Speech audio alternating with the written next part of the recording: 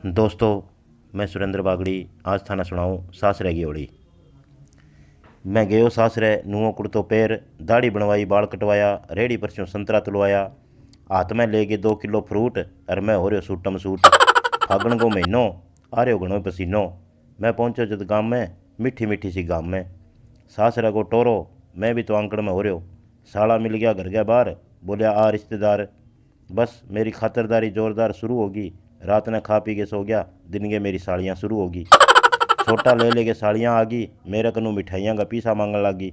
दो दो चार चार साड़ियाँ ही लगाया, पीसा भी दिया और सागे सोटा भी खाया। साड़ियाँ मेरी सारी मुंह फेरगी, घोल के रंग मेरे सिर पर गिरगी। सारी आंकड़ होगी ढीली, मुंह हो गयो लाल और पैंट होगी गिल्ली। रेहो खेयो हाल मेरो साड़ा मिटा दियो, भरगे जफ्फी मन नाला में लिटा दियो। आथन ताई मगर काला और आँख लाल होगी, बांदरा वर्गी मेरी चाल होगी।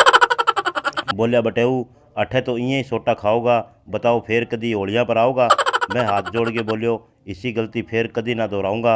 अरे होली तो के मैं तो थारा दिवालियाँ पर भी कौन आऊँगा।